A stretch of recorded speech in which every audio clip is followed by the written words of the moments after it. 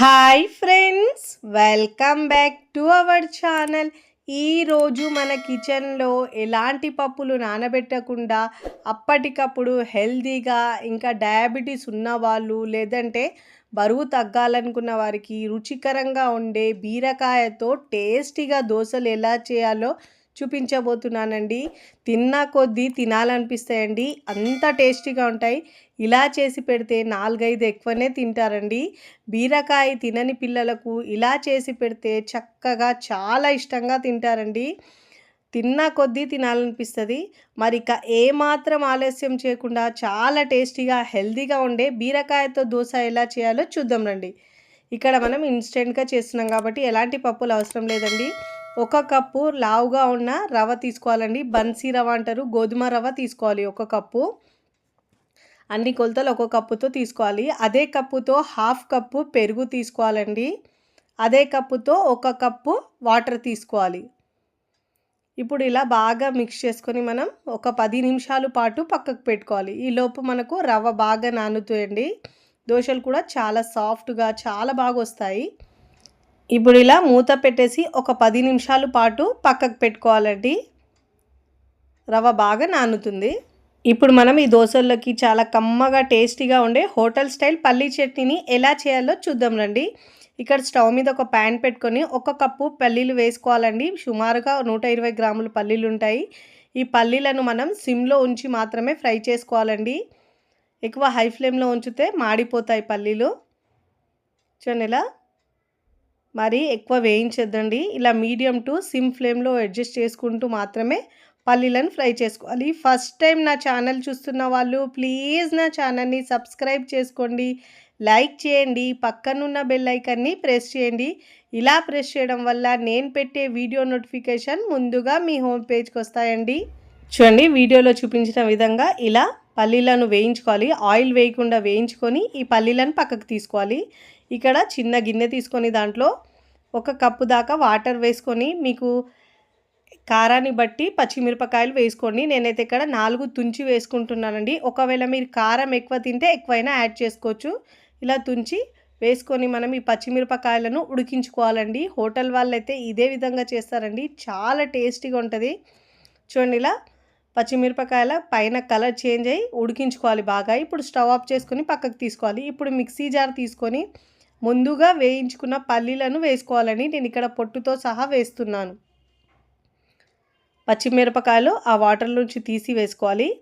ముందుగా మనము వేయించుకున్న పల్లీలను కూడా వేసుకోవాలి, పొట్టుతో సహా వేసుకుంటున్నానండి. ఇప్పుడు ఇలా వేయించుకొని మనము ముందుగా పల్లీలు వేయించుకున్న ప్యాన్లోనే మనం కరివేపాకు రెమ్మలను కూడా మనము వేయించుకోవాలండి. ఒక పిడికెడు దాకా తీసుకోవాలి. ఇలా ఫ్లేమ్ని సిమ్లో ఉంచి మాత్రమే ఫ్రై చేసుకోవాలండి. క్రిస్పీగా ఫ్రై చేసుకోవాలి. టేస్ట్ అయితే చాలా చాలా బాగా వస్తుందండి. అచ్చం హోటల్లో ఎలా ఉంటుందో అదే టేస్ట్ వస్తుంది ఈ చట్నీకి అయితే. ఇప్పుడు ఇలా క్రిస్పీగా ఫ్రై చేసుకోవాలి. ఆయిల్ ఏమి వేయకుండా ఫ్రై చేసుకోవాలండి. ఇలా క్రిస్పీగా ఫ్రై చేసుకున్న తర్వాత ముందుగా పెట్టుకున్నాం కదా పల్లీలు మిక్సీ జార్లో, ఆ మిక్సీ జార్లోకి వేసుకోవాలి. ఇప్పుడు దీంట్లో జీలకర్ర 1/2 టీ స్పూన్,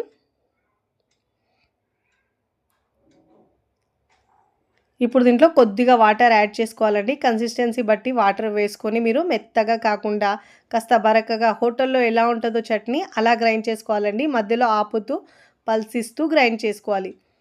చూడండి, ఇక్కడ వీడియోలో చూపించిన విధంగా చూడండి, నేను ఇలా కాస్త బరకగానే గ్రైండ్ చేసుకున్నానండి. ఇప్పుడు ఇలా గ్రైండ్ చేసుకున్న తర్వాత ఈ చట్నీని మనం ఒక బౌల్లోకి తీసుకోవాలి.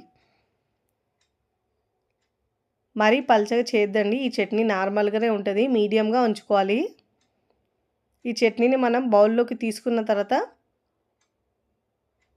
ఇదే మిక్సీ జార్ కడిగి వాటర్ యాడ్ చేసుకోవాలండి. చాలా టేస్టీగా ఏ బ్రేక్ఫాస్ట్లోకైనా కానీ చాలా చాలా బాగుంటుందండి. ఒక్కసారి ఇలా ట్రై చేయండి, సూపర్గా ఉంటుందండి. ఇప్పుడు ఇలా బాగా మిక్స్ చేసుకున్న తర్వాత ఇప్పుడు మనం ఈ చట్నీకి పోపు పెట్టుకోవాలండి. మనం నార్మల్గా పోపు ఎలా పెడతామో అలా పెట్టాలండి. ఒక 1 టీ స్పూన్ ఆయిల్ వేసుకోవాలి. జీలకర్ర, మెంతులు వేసుకోవాలండి కొద్దిగా 2-3, ఇక కరివేపాకు, ఎండుమిరపకాయలు వేసుకొని పోపు వేసుకొని కాస్త పసుపు వేసుకొని పోపు వేసుకొని చట్నీలో వేసుకోవాలి.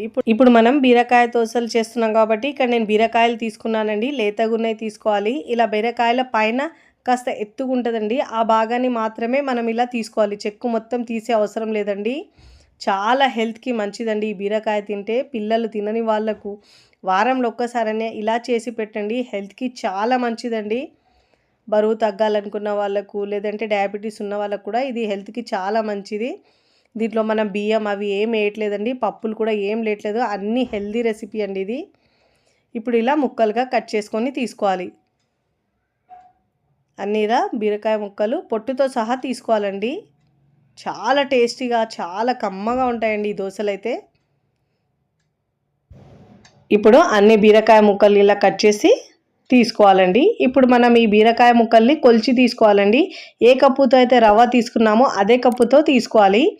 ఇక్కడ నాకు 1.5 కప్పు వరకు అయిందండి. 1.5 కప్పు తీసుకోవాలి.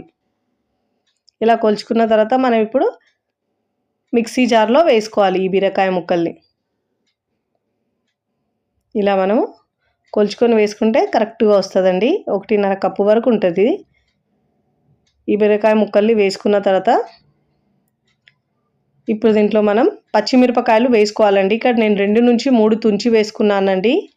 ఇదైతే నార్మల్గా ఉంటాయండి, కారం ఎక్కువ కారం ఉండవు. ఒక 3 దాకా వేసుకున్నాను. ఒక పిడికెడు కొత్తిమీర వేసుకోవాలి, శుభ్రంగా వాష్ చేసుకొని. ఒక 8-9 దాకా కరివేపాకు ఆకులు వేసుకోవాలండి. ఇప్పుడు ముందుగా మనం నానబెట్టుకున్న రవ్వ పెరుగులో నానబెట్టుకున్నాం కదండి, ఆ రవ్వ కూడా దీంట్లో వేసుకోవాలి. వాటర్ వేసే అవసరం లేదండి. ఆల్రెడీ మనకు రవ్వలో కూడా పెరుగు వాటర్ ఉంటుంది కాబట్టి, ఇంకా మనకు బీరకాయలో కూడా వాటర్ శాతం ఎక్కువగా ఉంటుంది కాబట్టి వాటర్ వేసే అవసరం లేదు. మెత్తగా గ్రైండ్ చేసుకోవాలండి. వీలైనంత వరకు మెత్తగా గ్రైండ్ చేసుకోవాలి. చూడండి, ఇలా మెత్తగా గ్రైండ్ చేసుకున్న తర్వాత మిక్సింగ్ బౌల్లోకి తీసుకోవాలి. కన్సిస్టెన్సీ ఇలా ఉండాలండి, పిండి కన్సిస్టెన్సీ. ఇప్పుడు దీంట్లో రుచికి సరిపోయినంత ఉప్పు వేసుకోవాలండి. ఇక్కడ మనం ఇన్స్టెంట్గా చేస్తున్నాం కాబట్టి దోశలు క్రిస్పీగా మంచిగా రావడానికి ఒక పావు టీ స్పూన్ బేకింగ్ సోడా వేసుకోవాలి, వంట సోడా వేసుకోవాలండి. ఇప్పుడు ఇక్కడ మనకు సోడా మంచిగా యాక్టివేట్ అవ్వడానికి ఇంకా టేస్ట్ కూడా చాలా బాగుంటుందండి. లెమన్ వేసుకుంటే ఒక హాఫ్ టీ స్పూన్ దాకా పిండుకోవాలి. ఇలా పిండుకున్న తర్వాత బాగా మిక్స్ చేసుకోవాలి. పిండి కన్సిస్టెన్సీ ఇలా ఉండాలండి. చాలా చక్కగా టేస్టీగా వస్తాయి దోశలు అయితే. ఇప్పుడు ఇలా పిండిని బాగా మిక్స్ చేసుకున్న తర్వాత స్టవ్ మీద పెనం పెట్టుకొని ఇప్పుడు వాటర్ చిలకరించి టిష్యూ పేపర్ లేదంటే క్లాత్తో తుడుచుకోవాలండి. ప్రతిసారి దోశ వేసినప్పుడు మనం ఇలా క్లాత్తో తుడుచుకుంటే వాటర్ వేసి దోశలు క్రిస్పీగా చాలా టేస్టీగా ఇంకా మంచి కలర్లో వస్తాయండి. ఇప్పుడు 2 గరిటెలు పిండి వేసుకోవాలండి. ఇలా ఒకసారి పిండిని మిక్స్ చేసుకొని 2 నుంచి 3 గరిటెలైనా వేసుకోవచ్చు. ఇలా వేసుకొని ఈక్వల్గా స్ప్రెడ్ చేసుకోవాలండి. వీలైనంత వరకు మీకు ఎంత పలచగా వస్తే అంత స్ప్రెడ్ చేసుకోండి. చాలా టేస్టీగా చాలా కమ్మగా ఉంటాయండి. ఇప్పుడు దీనిపైనుంచి నేను సన్నగా తరిగిన ఉల్లిపాయ ముక్కలు వేసుకోవాలండి. టేస్ట్ చాలా బాగుంటుంది ఇలా వేసుకొని తింటే. ఇప్పుడు దీంట్లో తురిమి పెట్టుకున్న క్యారెట్ కూడా వేసుకుంటున్నానండి. ఇప్పుడు మంచిగా చక్కగా అన్ని వైపులో ఈక్వల్ కలర్ వచ్చే వరకు కాల్చుకోవాలండి. ఇప్పుడు దీనిపై నుంచి ఒక హాఫ్ టీ స్పూన్ దాకా ఆయిల్ వేసుకోవాలండి. అన్ని వైపుల్లో ఈక్వల్గా మంచి గోల్డెన్ కలర్ వచ్చే వరకు ఫ్రై చేసుకోవాలి. క్రిస్పీగా కాల్చుకోవాలండి. టేస్ట్ అయితే చాలా చాలా బాగుంటుందండి. ఇలా మంచిగా కలర్ వచ్చిన తర్వాత క్రిస్పీగా కాలిన తర్వాత ఒక వైపు నుంచి ఫోల్డ్ చేసుకొని ప్లేట్లోకి తీసుకోవాలండి. చూస్తుంటే తినేయాలనిపిస్తుంది, అంత టేస్టీగా ఉంటుంది. తింటే ఇంకా బాగా టేస్టీగా ఉంటాయండి. ఇప్పుడు ప్లేట్లోకి తీసుకోవాలి. చూడండి, దోశ వేసినప్పుడు ప్రతిసారి ఇలా వాటర్ చిలకరించి టిష్యూ పేపర్ లేదంటే క్లాత్తో తుడుచుకున్న తర్వాతనే మనము సిమ్లో ఉంచి మాత్రమే దోశ వేసుకోవాలండి. అప్పుడే మనకు దోశలు చాలా క్రిస్పీగా చాలా టేస్టీగా ఇంకా చాలా బాగా వస్తాయండి. ఇలా దోశ వేసుకున్న తర్వాత దానిపై నుంచి సన్నగా తరిగిన ఆనియన్ క్యారెట్ వేసుకుంటే సూపర్ టేస్టీగా ఇంకా హెల్తీగా దోశ రెడీ అయిపోతుందండి. డయాబెటీస్ ఉన్న వాళ్ళైతే ఇలా హ్యాపీగా తినచ్చు. ఇప్పుడు అన్ని దోశలు ఇప్పుడు ఇలా వేడిగా దోశలు వేసుకొని సర్వింగ్ ప్లేట్లోకి సర్వ్ చేసుకోవాలండి. తిన్నా కొద్దీ తినాలనిపించేలా సూపర్ టేస్టీగా ఉంటాయండి. రెగ్యులర్గా వేసుకునే దోశ కంటే కూడా ఇవి చాలా టేస్టీగా కమ్మగా ఉంటాయండి. ఇంకా హెల్దీ రెసిపీ. మీరు కూడా తప్పకుండా హెల్దీగా బీరకాయలు తెచ్చినప్పుడు ఒక్కసారి ఇలా ట్రై చేయండి. చాలా చాలా టేస్టీగా ఉంటుంది. ట్రై చేసి ఎలా కుదిరిందో నాకు కామెంట్ ద్వారా తెలియచేయండి. పల్లీ చట్నీ ఇంకా టమాటో చట్నీతో సర్వ్ చేస్తున్నాను. మీకు నచ్చిన చట్నీతో సర్వ్ చేసుకోండి. ఈ పల్లీ చట్నీ అయితే రుచి అద్భుతంగా ఉంటుందండి. వీడియో నచ్చితే లైక్ చేయండి, ఫ్రెండ్స్ ఫ్యామిలీకి షేర్ చేయండి. మరికొన్ని టేస్టీ సింపుల్ క్విక్ రెసిపీస్ కోసం టీ టీ టీ కిచెన్ని సబ్స్క్రైబ్ చేసుకోండి. Thanks for watching.